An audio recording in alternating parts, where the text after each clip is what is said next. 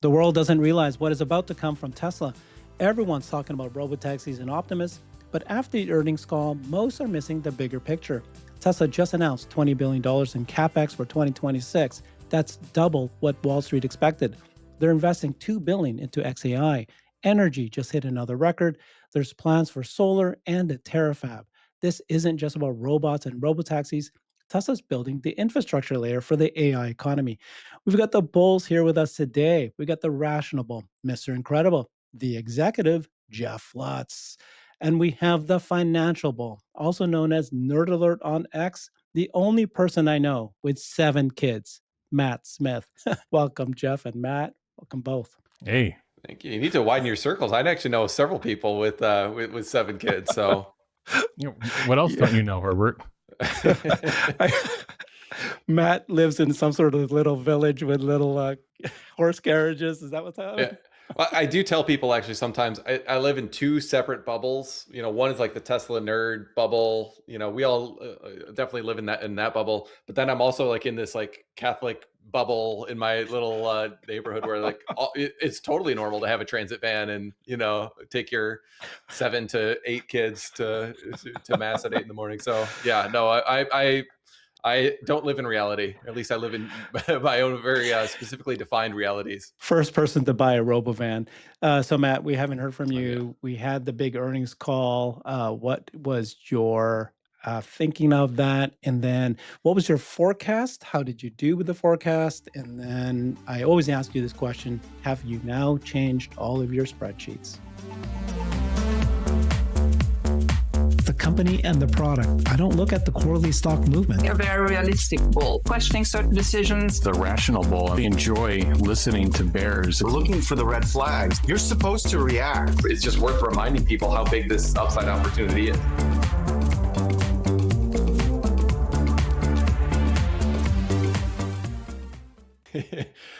So I'll if you're gonna invite me to brag a little bit, I'll gladly do so. So I was at 47 cents. I believe I was the only analyst to be higher than Wall Street. So I was the closest this quarter again. So I retained my crown as the most accurate forecaster. So pretty happy with how I did on that. Of course, it's always like a mixture of things that I was wrong on, and in aggregate, I was like the least wrong. But overall, though, I don't think the quarter was a huge surprise.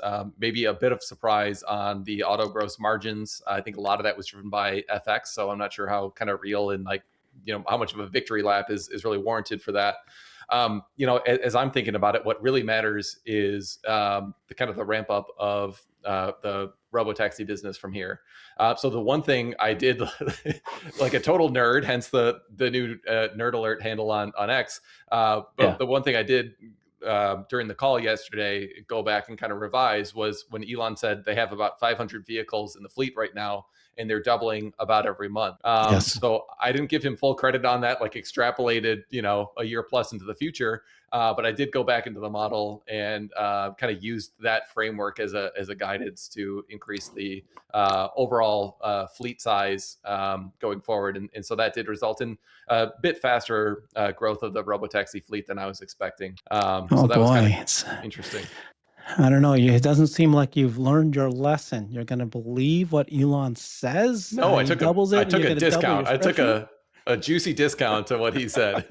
I think I said like a 65%. I'd have to go back and see what I actually put in there, but I think it was like a 65% increase month over month, and kind of carried that through. But this was exactly the slide I was going to reference. It's like, it seems aggressive when you look at their the other slide they had, which was their FSD or their Robotaxi miles, which was linear, which shows you that fleet size has not increased very significantly. But when you have all these new cities launching in first half of this year, I think that's how you get that fleet size to really start ramping aggressively. Okay. And then I was just joking, of course, because I think when you see it here, this table from the earnings deck is a lot more, I would give this a lot more credence that this is actually going to happen. The doubling size thing, that one, I don't know how accurate that is. If Ashok said that, okay, I would. What's your thoughts, Jeff, on this specific planned Robotaxi coverage? Well, you'd have to think in the near term, there's a chain of events that have to happen to double your fleet. So you'd have to think that there are at least decisions being made, planning, vehicles, readiness, to actually do something. So maybe you don't. I agree with discounting anything, any kind of information you get in financial data. Quite frankly, sometimes you can do other things with it too. Maybe it's too conservative, but not in the case of Tesla typically. But I think in the near term, maybe you count on it in the very near term, and then maybe you discount it further out.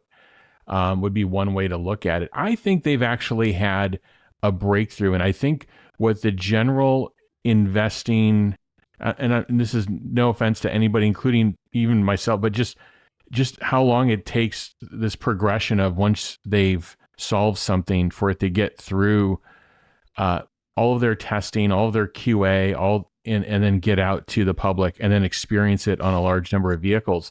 So I think when Elon, Ashok, and several engineers were out there doing driverless rides, I mean, that was late last year, and that release is now in Austin running on vehicles.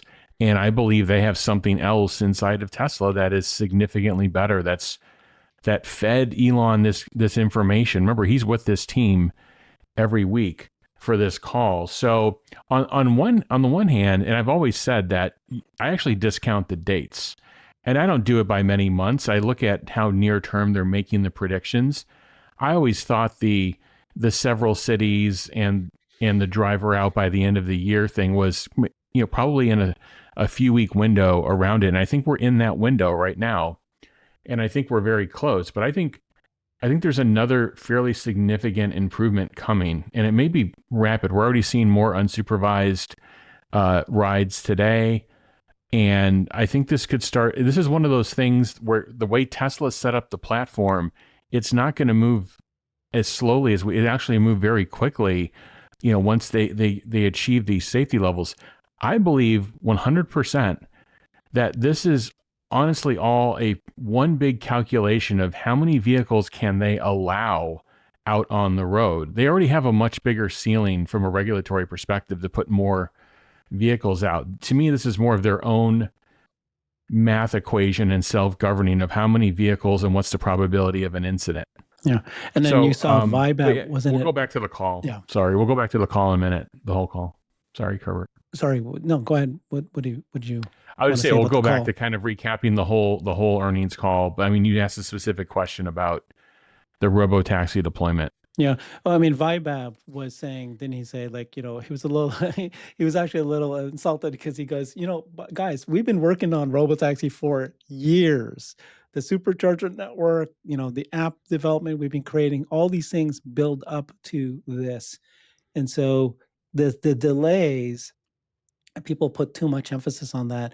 What's actually happening is they're not planning to just roll out 20 cars. They're going to roll out millions, and that's what they're working on, right? Make sure all that infrastructure. What do you take on that? I think that was a point that was missed, and it could have been stressed a little bit better. They said it on the call of and it's in the earnings deck about quote unquote our own fleet, and I actually think it's going to meaningfully transform shipment volumes, where before we had this traditional build to order channel. You want a Model X, you want a Model 3, Model X, and you order it, or there's inventory cars and you go buy it. And those were the two channels. And now all of a sudden we have a rental channel. Now it's in multiple states. And now we have this Robotaxi channel. And I believe it can be fairly significant in volume by the end of the year. It doesn't have to just be cybercabs. It could be an amazing thing from a supply chain perspective. I'm pretty amped up about this. The fact that they're going to have this other channel to ship into, and it's going to be reasonably high volume and very predictable for them. And it could be an overflow. The other thing that I think that was missed was the backlog commentary coming out of 2025. I found that to be interesting. Matt, by the way, did you put that into your spreadsheets that sometime starting this year, not every car that they make is going to be sold to consumers? They might keep some. And what does that do to cash? And So I have included that. The way I kind of handled that is that Cybercab, I'm assuming would be Tesla owned, at least initially. I do have kind of a dual model in my spreadsheet where that some amount of kind of customer owned cars will get added to the fleet. That's going to happen later. And so then the model shifts to kind of like a rev share, the 25% fee that Elon mentioned recently. Oddly enough, at least with the way my math is working, the gross margin impact, whether they own it or whether they're renting it or are enabling customer owned cars is like kind of similar, but there's a pretty big CapEx difference, obviously, and less operating, kind of need to be in multiple different cities. So I do think when you get to like really large scale, having, the kind of regional shepherds, as Elon has described them in the past, is going to be pretty helpful. I did want to come back though to the kind of comment on, what Jeff was saying around the vehicles kind of like getting to this point right now where like, we're kind of right at this stage where we're just about to go bigger. It does feel very much that way. And even some of the comments that they made on the call did reinforce that for me. So, they mentioned the fact that they're just starting to do some rides with no safety monitors, which we've known for a little while now, but they also clarified that they're doing some with no trail cars now. And like, to me as a dad of 7, like the kind of image I had was like when your child is learning to walk, like you're kind of like paranoid, like making sure that your hands are right there to catch them, like if and when they fall. And then eventually, like you just have confidence that, they're going to handle it. And so you don't need to be there, like, micromanaging every single step. And so I think we're right at this stage right now where like, they're pretty confident that the vehicles know how to walk now. And so like, they don't need to be there to kind of protect along the way. And so like you've got that, like this real world data that they've got now from these rides, both with and without the safety monitors that are going well. They've got that data. Then we're kind of on the brink of this new FSD version, which has a lot more parameters, should be more capable. And so I think if you kind of see what you're able to achieve right now with, what will be the worst version ever, from this point forward, and you're going to have more capable model. You're like you've got more data points. To me, it stands to reason that you're going to have this kind of exponential increase. Now, exactly how that exponential looks like, are we at tens of thousands or hundreds of thousands, and by what date? Like all those details, I think are fair game to debate. But it does seem pretty clear to me that we're going to be at this exponential explosion here pretty soon. Yeah, Jeff, I was going to ask you, like, what's the difference? How do you look at it? If they have 3 cars that is autonomous, no one following it, it's all driving by itself. That's happening now. Compared to if you can do 3, you can do 100. But obviously, there's a difference. So, what is the difference between that, other than infrastructure and scaling, and how do you manage it? Because I think that's what they've been working on. It's more about the risk. Oh, well, the risk side of it is you are computing the probability of any incident, a serious incident, any incident, an at-fault incident, and you are trying to understand your liability. This is what companies that make safety critical products or any consumer product do when they're shipping. They want to understand this active equation all the time. You want to protect your consumers. You want to protect the public. So they're doing that.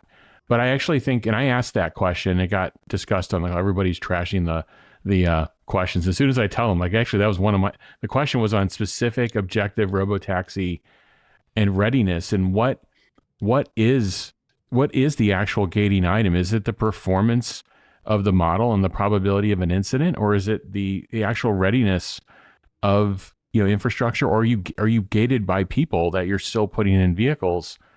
And they did answer parts of it, and Ashok said there is an issue. So who's going to charge all these? These aren't wirelessly charged vehicles, so somebody's got to be on the ready to charge these vehicles. Somebody's got to be on. What's the route or pattern these things are going through after they've done the ride? How do they get in their most optimal position? So I think there's work that has been done that is to be done, and they may be just nearly completing it. But I think all of this is part of the equation to expanding the number of vehicles. You don't want some weird, odd thing happening where all of a sudden a bunch of things aren't charged, or they're always in the wrong spot, and then the time to acquire a new vehicle is much longer than it needs to be. You want to solve these. These are all solvable things. So I think that's the issue. I want to go back to Matt's comment about the chase vehicle, because it got really chided a lot on X. But this is, as an investor, this is what you want when anytime they take the next stage. they're just about getting up, getting ready to walk. You do want that as an investor. You want protection. It's a short period of time. No one's going to look back 6 months or a year from now and say, oh my gosh, on January 13th to 18th, they had a chase vehicle for a couple. Nobody's going to look at that. What they're going to look at is, was there any serious problem with Tesla cars driving themselves? Yeah, and conversely, if there happens to be some issue where it causes an accident or stops in the middle of the road and it takes them 20 minutes to get there, that is going to be all over the news, and that could be the type of incident that we are still talking about 6 months from now as a major roadblock that slowed down the adoption. So like I completely agree, Jeff. Like we want them taking the cautious approach here. I like a 6 month difference at this point when we've waited so long. I'd much rather take the safer, more cautious approach, roll it out correctly, learn your lessons beforehand, before you get to scale, and have that go much more smoothly. I'd much rather have that approach than like hopefully like get an extra 10 cents in Q3 26 or something like that. Like let's not miss the forest for the trees here. The prize is a lot bigger than the near term. And while we say that, I mean, the thing for me, one of the things, and we'll talk more about the earnings call in a bit, one of the things that's missing for me is if you put out a date and you've meaningfully changed something. There's a couple of dates that I think that are meaningfully changed. This, quarter to half of the U.S. by the end of this new year versus the prior year. There's a date, another one with Optimus we can discuss. I think when those things happen, and this one we're discussing now, which is this 8 to 10 cities now by the middle of the year, supposed to be, okay, got it. This is something new, never been done before. I'm certainly sensitive to that. But can you objectively explain that we encountered an issue, we've resolved the issue, and we have higher confidence in the set of dates we're giving now than the set of dates we may have given before? I think sometimes that's helpful to do. I realize companies can't do that all the time, but there's just a lot of promises and milestones being put out there. And so if Tesla's going to do this and basically say, there's one set of promises, whatever I tell the public is what I'm telling my team to do, then I think there needs to be some clarification, because I would say most of the people I talk to, if not almost all of them, they don't know how to put a filter over. This is something that's never been done before, super complex to, refreshing the model of a car and missing the date on that. They almost are equating the two things, and they're very different. I mean, that question was asked, and this is the way Elon answered it. And they said, is FSD, what's stopping FSD 100% unsupervised? And he said, actually, it's already 100% unsupervised in Austin right now, because that is true. But for customers, we're being cautious with the rollout, right? And he explained with each version as we prove it out and make sure no unique issue in a city. Difficult intersections with high accident rates. There's each city has their own unique intersection with, manual driving, people getting accidents like left, right, and center. We want to make sure FSD can handle those unusual intersections. And then with each release, we'll reduce the amount of driver monitoring. So that was true 6 months ago when you gave the date. Yeah, I think I don't know. I just think that they're just being super cautious because exactly what you guys were saying. One little thing, and it's going to be global news. Waymo. I know. You guys heard this? Waymo had an accident where a 6-year-old or a child was hit. I'm not sure that's gone global. I don't know yet. I don't know how early it still is, but luckily the child is not hurt. I don't know. I haven't really dug into it. It was only 6 miles per hour. The car was only driving 6 miles per hour, so it's very slow. But yet, if that happened for Tesla, we wouldn't hear the end of this. So. And all this has been true though since the inception, I think, and I agree with their approach. It's just trying to understand what is gating expansion at this point, and that would be helpful. But for me though, when I look at it, when I look at the requisitions being posted, it's not a money thing. It's Tesla's ready. Tesla is ready to go financially to support this, and they have the tech that will scale. We're just trying to understand why they've chosen the pace they've chosen. Again, everybody, it's inherent that you're supposed to be safe. You're not going to have a problem. That's but that's been true for a year. But yeah, anyway, I think we're actually, like, go back to my original comment. I actually think that this will have a couple of rapid moves. And I think Ashok and others have hinted at that. There's going to be a little fits and stops here or there, but I think there'll be also some kind of rapid, like we've seen the last week in terms of the number of vehicles being added. Yeah, it seems to be added. Okay, let's talk the earnings call. Jeff, you had some opinions about it. You want to share that? Yeah, I mean, as the earnings came out and I read through the deck, I'm like, wow, this is a meaningfully better earnings deck in terms of the information. Of course, I'm looking for a guide, and that's not typical of Tesla.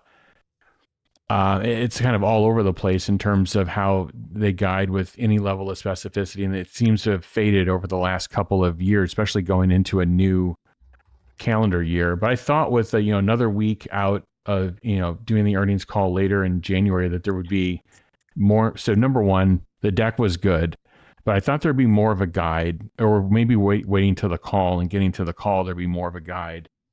And I thought there were some major missed opportunities. So you have the growth of FSD, you have it growing 38% year on year. That you should be spiking the football in the end zone, because that's a lot. Like a lot of the hyperscalers for cloud growth, they're looking for 30 to 40% growth or more per year, and you're shipping SaaS software and it's growing at that rate, and it's physical AI software too, and it's growing at that rate. I think there should have been a little bit of a flag planted, and more of like, okay, we think it's going to do this, as long as we get these approvals regionally. So I think they spent a lot of time on SNX and retiring SNX, and I think that could have been like a separate, webcast or retirement party for SNX. Sure. I didn't think earnings calls were. I thought earnings calls were not supposed to be product announcements and product related, but it turned, and we spent I think an inordinate amount of time on that, and not the fact that their software is being purchased at a much higher rate and growing the last 3 quarters at probably a much higher rate than it's ever grown before. And so what's maybe talking about that and talking about the projection, I thought that was a missed opportunity. And then just not enough specifics on the guide. So you saw the after hours action, generally good reaction to the earnings. Stock is up $15 to $20, and then they say, "Oh, we're gonna double our CapEx in the quarter." I'm like, okay, I'd like. I mean, we're a growth company. We want to spend, but as soon as that was mentioned, without and oh, by the way, we think it's going to do this with revenue, and it's going to be in these areas, and we think we're going to get this kind of growth over this kind of payback over this kind of time period. Again, not guiding to the penny, not doing anything crazy like that, but just like, hey, this is how we think our business is going to grow as a result.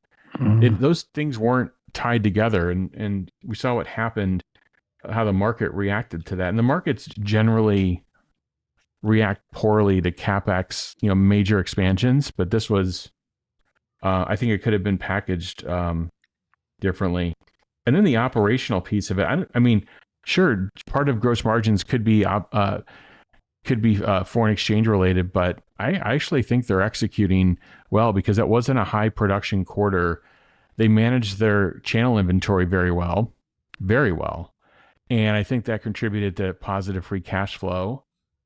And I think, again, another thing to spike the football on gross margins and inventory. Now the factory inventory is bumping up a bit. I don't know if it's unusually high, but it's up 25% quarter on quarter. So maybe just a comment on that would have been helpful. But I don't think a lot of people are looking at that maybe as much as I did. But a lot of good things. But if I were to just connect these things, this CapEx expansion without the, and here's how it pays for itself.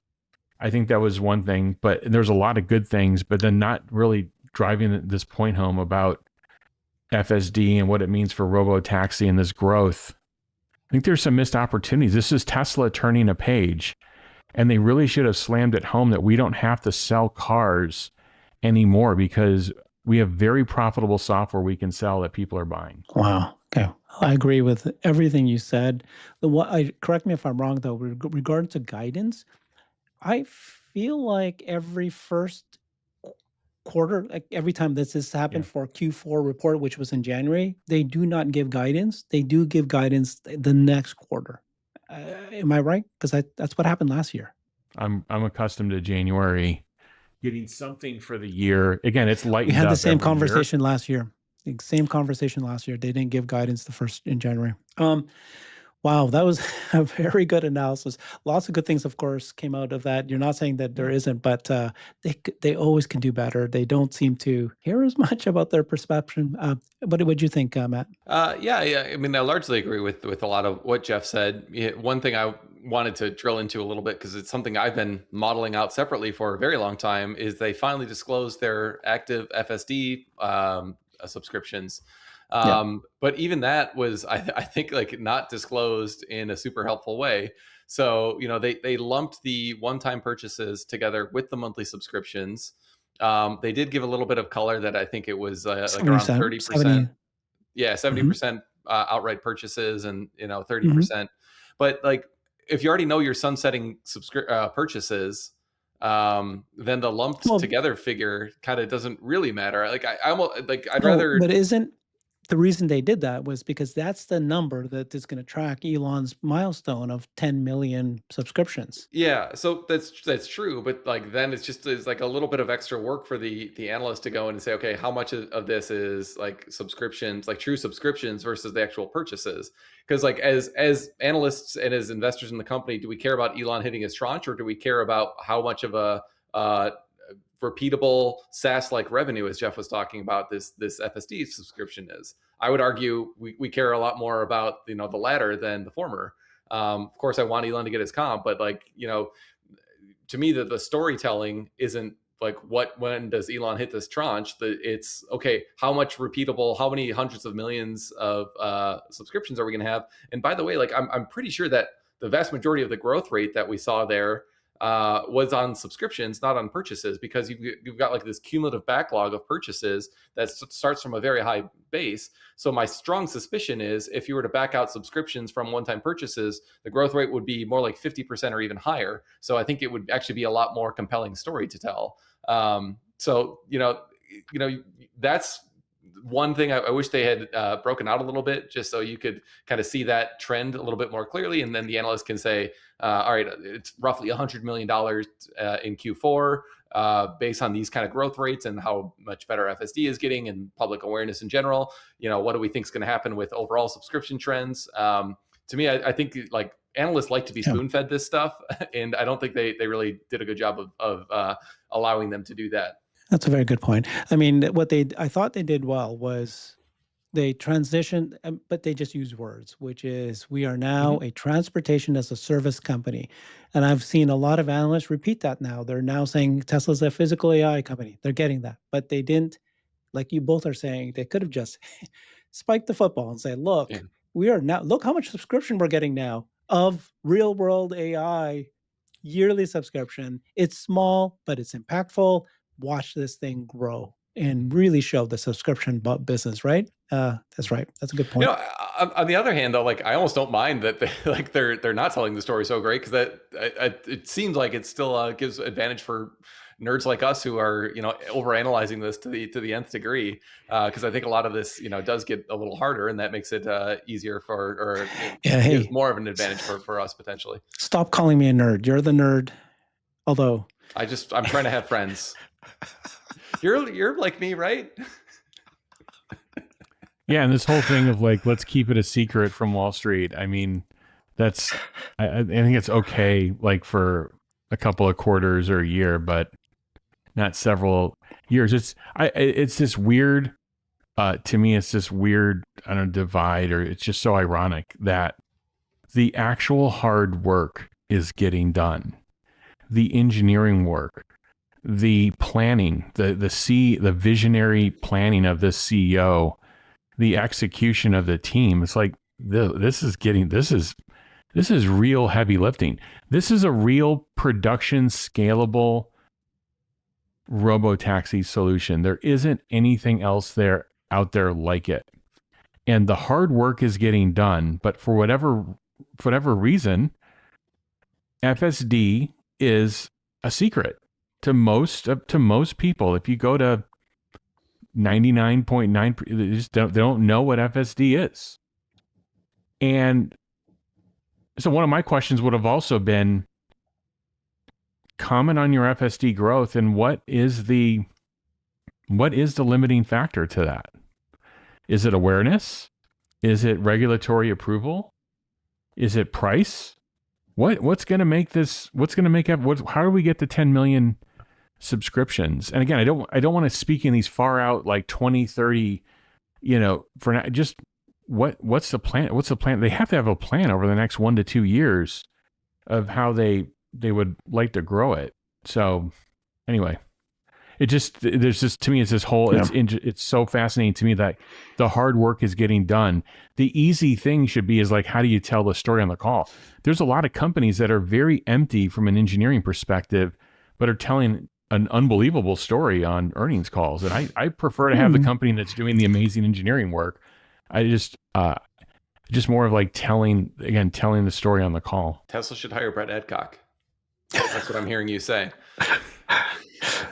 Jensen Huang, he did a good job convincing everybody that his software can match Tesla's right away. Let's talk capital spend since we have got Matt here. So they announced that they're going to do $20 billion this year. That's double what most Wall Street were expecting, but that's great. Very happy that they did $20 billion that they're going to do this year. I know, Jeff, you're saying they should have told you exactly what they're going to do it for, but they didn't.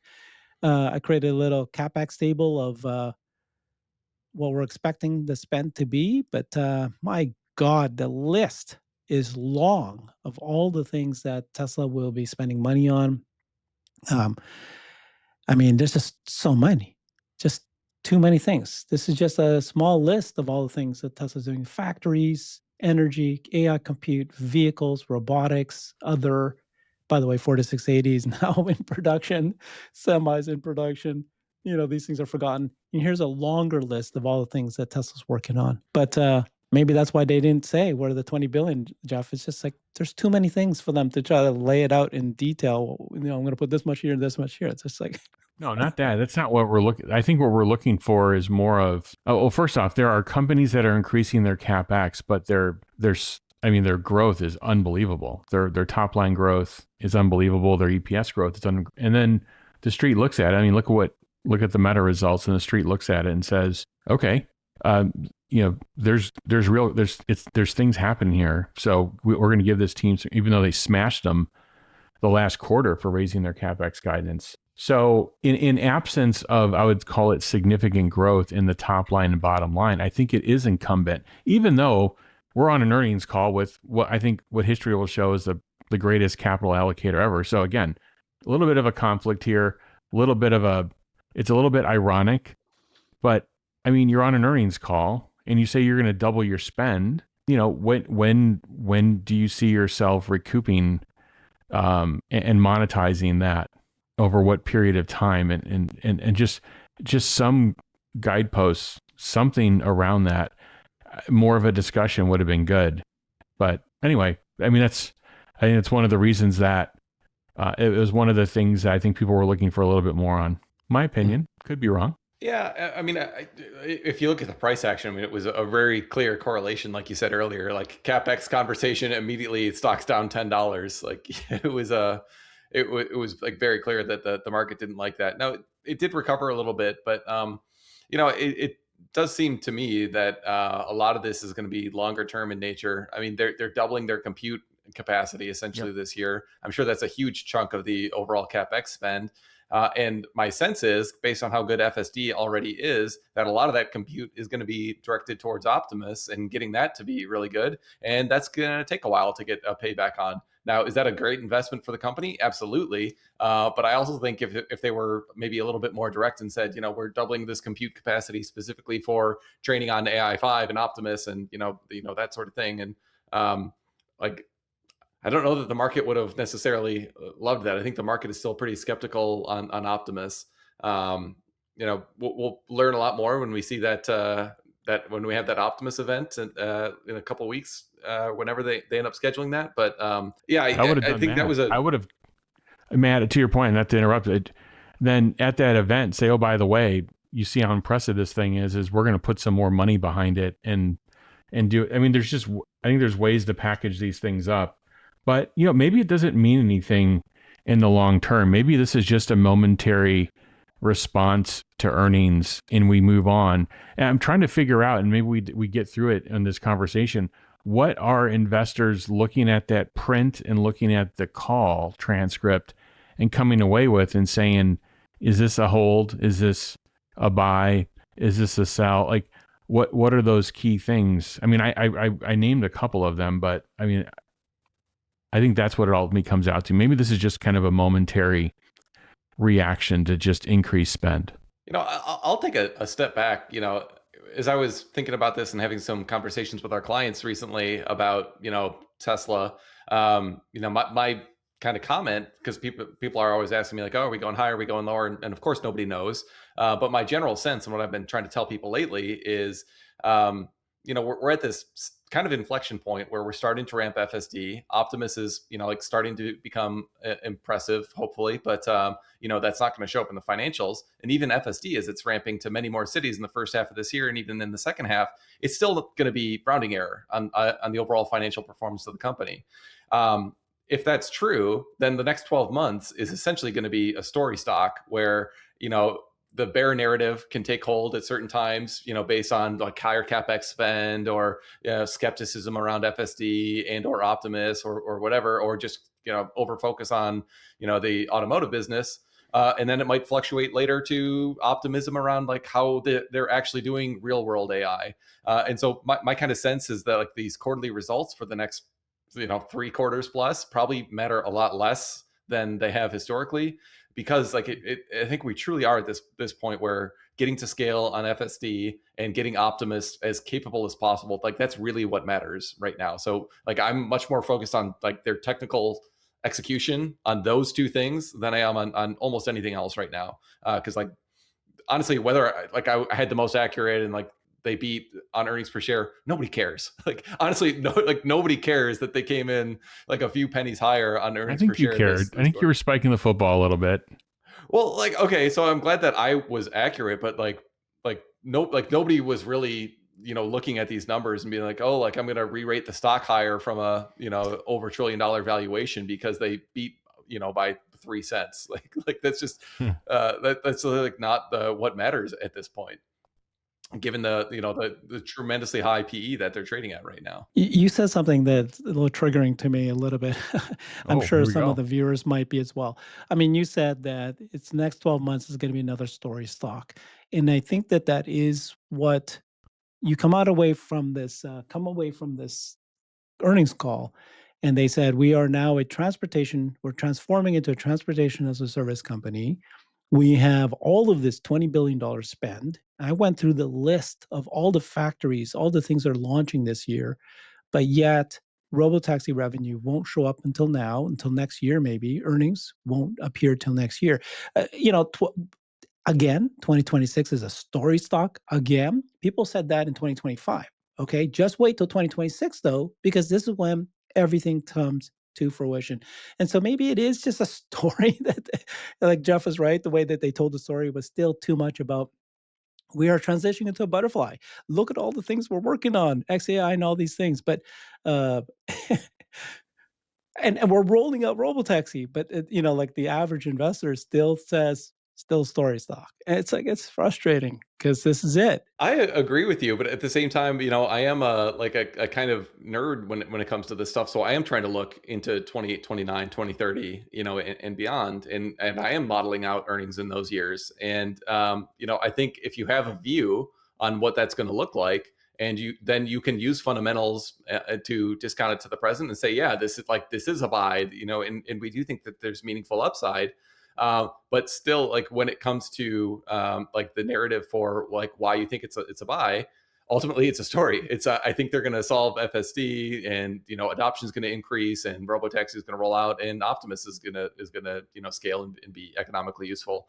So like I agree with you that it's like a little triggering, but I also think it's true that we're going to have an absence of like fundamental catalysts that are making their way through the P&L, in the next 12 months in a truly meaningful fashion. Like, I think there will be some movement in like the hundreds of millions of dollars kind of range on some of these line items, but in the scale of Tesla's, overall earnings, I don't think that like really moves the needle. Here's what I heard from other people I've interviewed. Okay, so first of all, energy. You're one of the experts. You are actually, because you came from the energy business. I consider you the expert in energy. Energy is huge surprise. This is the year when it's gonna really show big numbers, and it's gonna keep going up. You've got if Jeff is right, and I think the three of us agree that you might see 2,000 robotaxis sooner than later, like this year. And I think that's the number. I've heard others give me numbers, but they This say quarter, according to the promise on the call. Well, my point is that if there's 2,000 robotaxis, that's the number where you get at least about 5% of earnings. So it's not like a needle mover, but it's enough for all the spreadsheet people to realize this is it. It's here and it's going to grow. We don't need to wait till we have, bigger numbers than that. And so that's one that, there's probably other catalysts that could happen this year. I don't think 2,000 robotaxis gets you to 5% earnings contribution. So that's I'd different be calculation. What's your number? The math. Yeah. Joe Backey says 1,800, 2,000. That's his analysis. What's yours?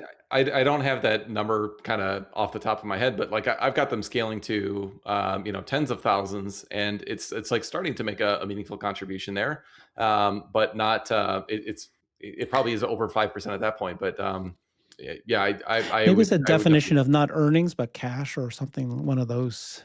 Yeah, I mean, you could try to do so. I'd be curious to hear what Joe actually said and kind of go back. So I don't want to shoot it down without understanding the context of what he said. But my sense is it's actually more like we need hundreds of thousands to get to the point where like that is oh my God. where that's driving like true financial performance. Like will you be over 5% at, I don't know, 50,000? Yeah, I think you probably will be. But will you be moving the needle to go from this regime we're in right now, where you're doing like roughly $2 in earnings per share annually, like to get that to start ticking to like 50% or 100% earnings growth again? I think that's going to require like hundreds of thousands of robotaxis. And with where the stock is just trading right now, like that's the expectation of the market, frankly, is that in future years, we will be having like, 100% plus kind of earnings growth in at least some of those years as this part of the business scales. 500,000 robotaxis by the end of the year if we double every month. Yeah, man, if that happens, then I will gladly thank Elon for being a man of his word, and I'll eat some humble pie and say I was too low. Double every month until 3 months from now, and that's it. Yeah, I think that's more realistic. XAI investment, $2 billion. Seems small, but it's good that they did it. What's your reactions to that, guys? I mean, we asked for it as shareholders. It was majority voted on, and they did it. And the amount, I mean, is interesting. I think SpaceX did $2 billion. So, I mean, there's going to be clear ties and connections to Tesla and SpaceX, and even XAI, and XAI Tesla, of course. There's clear ties, Starlink, materials, metallurgy, battery. There's all these ties back and forth, batteries, all the battery engineering. There's clear ties between these companies, just the amounts and then the timing of the round, obviously. This would have been great if, this was the $5 billion round, because, now that 2 billion would be up by, 45x. And that would be it'd be very interesting for Tesla, to have that. So, but I'm glad it's done. It looks like there's, an appetite to do it. And the process is starting. I think it happened just a week or two ago. It is kind of interesting. We got that nugget on the earnings call, and then the day after, which is today as we're recording, there's this announcement or at least rumor. It's a rumor. Reuters, announced. Rumor. Okay. But it does kind of jibe a little bit with. Oh, sorry. Yeah. Let me finish the thought. The rumor that XAI and SpaceX are in talks to combine. But so like that whole thesis does jibe with another rumor, which was that all of Elon's companies were going to kind of merge together under one so that he had more kind of control and autonomy. And I don't think that would be a bad thing either necessarily. So I think, it's kind of interesting. We all know that there's been talk of the SpaceX IPO, XAI potentially being folded into this now, and now Tesla having a direct investment. And then we also heard, I think the more important thing to me, rather than the investment, is the partnership. And I did touch on this earlier when we were talking about Optimus and how XAI can kind of be the brain that organizes a lot of this. I think that's going to be the most important part of the overall economics of Optimus. So to the extent they can get with like a true, frontier AI company that can like help them, develop some real world models of how to develop useful skills that will create economic value. That like, of course, the body and the hardware is hard, and you need to spend a lot of time on that. But I think the thing that adds the most value is on the AI front. So I'm definitely a big fan of kind of closer integration of the companies in that regard. I'm disappointed. I wish that it was, first of all, 2 billion is too little. But I also understand that if they put 5 billion, the 44 billion is already not enough for Tesla. They already have said that we're putting 20 billion this year. We're going to probably need to do another 20 billion next year for CapEx, even not more. We're building Terafab. We're building solar panel, new businesses. We got to expand Optimus production. But if they put 5 billion, it would not, they need 44 billion. They're going to go back to the debt market to try to borrow money. So 2 billion is all that they could put in. That's enough. But I wish it wasn't, I wish the rumor wasn't SpaceX and XAI. It should have been Tesla and XAI. They're sitting on a $40 billion cash pile right now. I'm not sure they're going to need to go and raise, debt. They said so. Not this month, but they said they're going to need to when they expand Robotaxis and Optimus. They're going to have to go raise debt. They said it. Bob was saying was there are certain parts of the business that could probably do really well with the banks, the rates, raising cash, especially the business, a Robotaxi business that throws off cash day one, that they could probably raise for that and go to the debt markets for that. So some of that makes sense. But yeah, I mean, if you look at it, I mean, and a cash, then we do 14.7 of free cash last year, and now we're saying it looks like we're going to be kind of at a healthy clip now. I don't know if the 20 just goes back to 10 the next year. I wouldn't expect it to. So that's part of the question, and it's part of the question that's out there that is unanswered is when does what's your projection of cash and how that's going to start exploding with all these businesses. So anyway, I go back to the call. There's just this mixture back and forth of it being a product call, a technology call. I don't know why we're talking about fabs that are 3 to 5 years out on the call.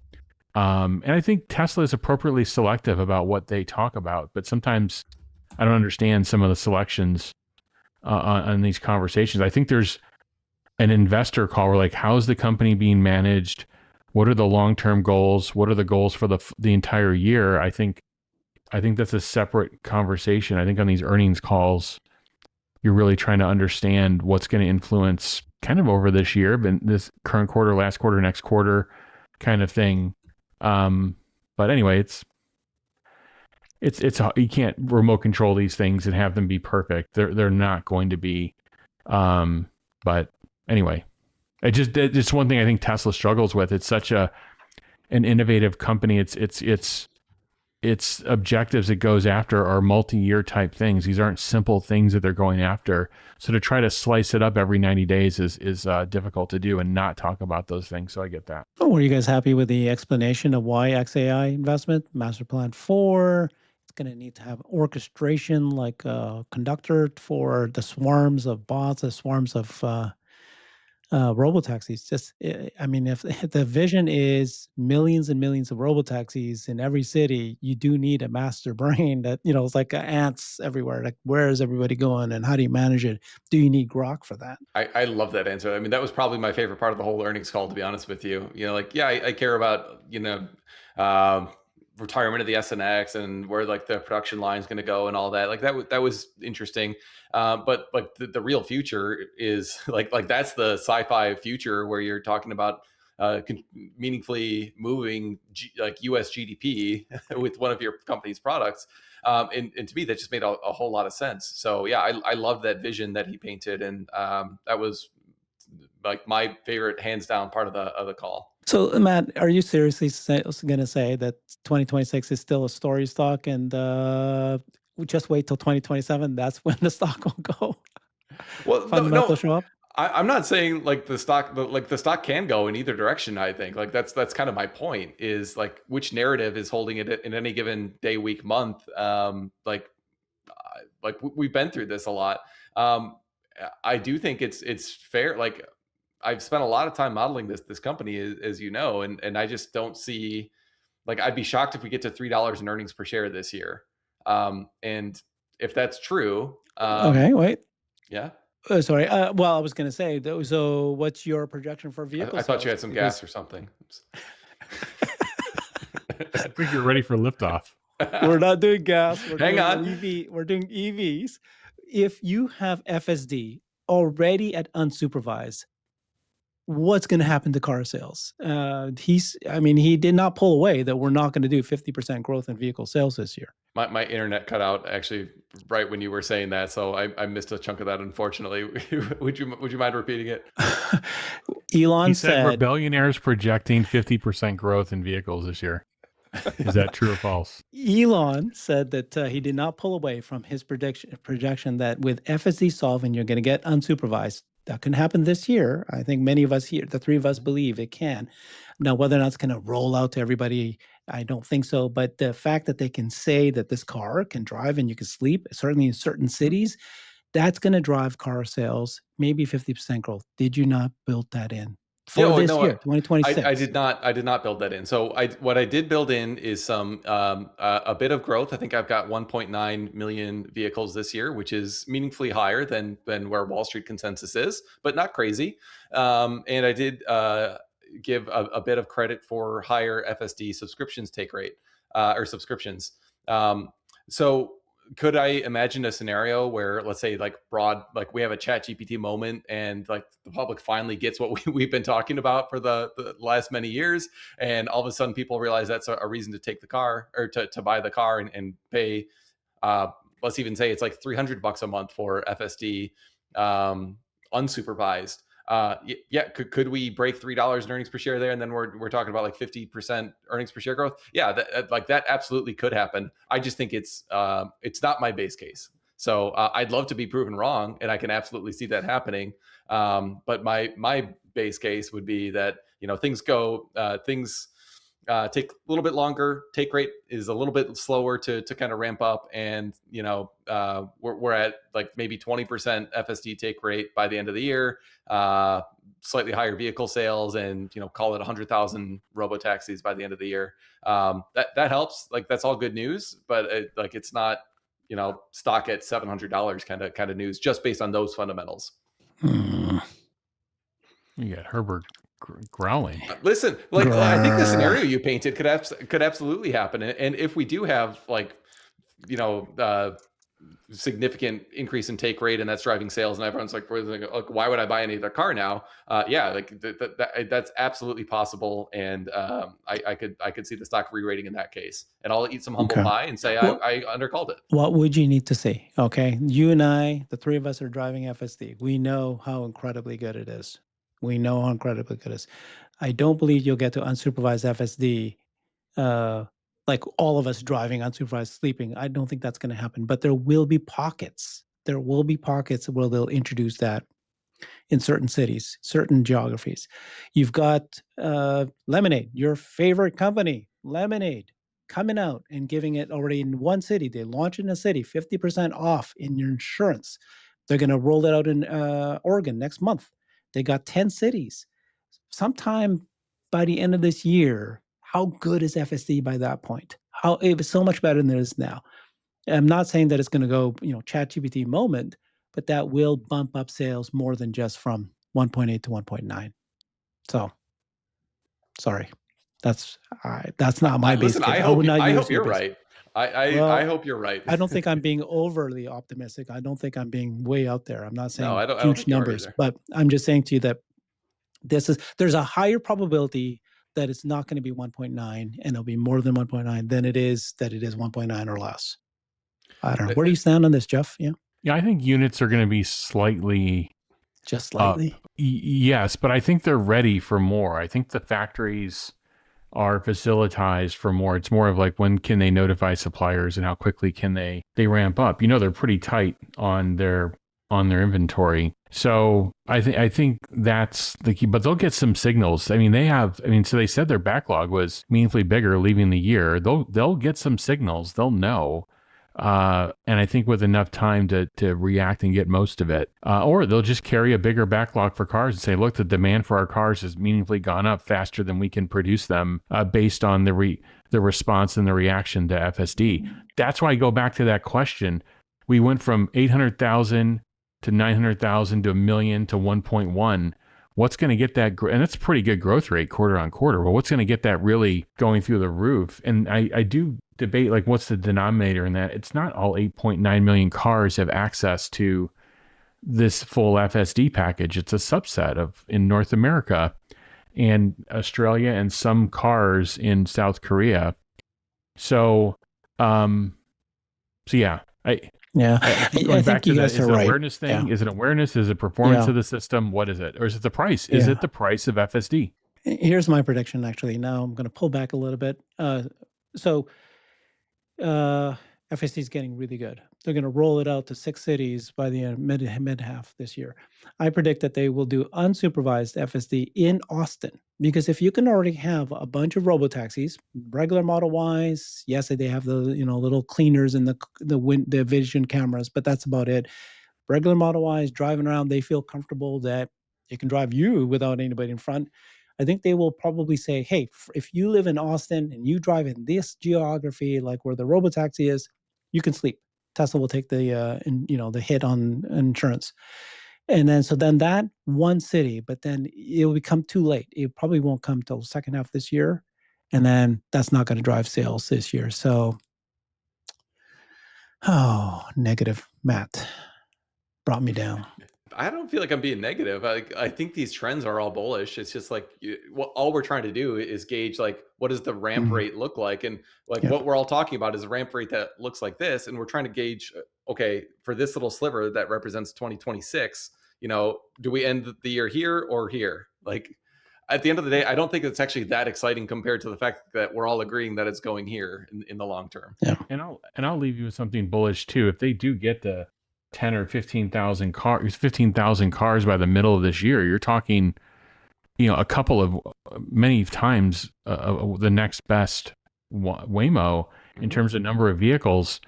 So I think it's a fairly quick ramp up once they lock in and they think they're good to go. The other thing I would say is, and I think for people to keep in mind, is who is getting meaningfully closer to Tesla? Who is getting closer to producing an EV profitably? Who is getting closer to full self-driving in every country in the world, and distribution in most countries in the, I should say, where EVs are driving in the world? Who's getting meaningfully closer? And the answer to that question is no one. In fact, we've seen Western European, we've seen the US automakers pulling back. We're seeing meaningful financial issues with many of the leading Chinese OEMs. I'm not saying they're going under this month or next month, but there's issues. The more cars they produce, the more money they're losing. There's a problem. There's a structural issue there. So nobody's getting meaningfully closer, and Tesla's not getting any credit for that. They're getting plenty of credit, I think, though, in the PE and people looking forward to the Robotaxi rollout. But I would just leave people with that, is I actually think the gap is growing, to be honest with you. And if Tesla, plus or minus a couple months here, if this thing gets on a track and starts shooting upwards, we're not going to remember these conversations. Yeah. And then the other quick comment I just want to make is that what we're asking for is one day magic. We're asking for magic. One day, very soon, it's not going to happen next month, but one day I can sleep in my car. My car is going to drive me around while I'm asleep. Why don't you sleep in your bed? What is this fascination with sleeping in your car? If you want to sleep, I mean, you want to sleep like on the pavement outside too. And what's his fascination? I get like a long road trip, a 4-hour road trip, but like you're driving It's around. the best your explanation to somebody so that it's not just you're eating in the car. It's not just you're watching your phone. It's like, you can literally do whatever you want to do in the car. I don't know what Matt's going to do in his RoboVan. He might have 8 kids, 9 kids, 2027. You got that forecasted? You have your spreadsheet? I actually have not worked the RoboVan into the spreadsheet yet. No clue when that's going to launch, and honestly, it's probably a rounding error compared to Cybervan. But on a personal level, I would love to be customer number 1 to get the RoboVan. So if any Tesla insiders can pull some strings, I'll take care hit for me you. up. Yeah, I'll get you. I'll get you that. All right, buddy. Thank you so much, Matt. Appreciate you. Nerd Alert on X account, Rebellionaire. Check out Jeff Lutz at the Jeff Lutz on X. Thanks, everybody. Bye-bye. Thank you. I've created a website that is the most comprehensive resource for the Tesla investor. Please check it out. Simply go to my website at herbertong.com.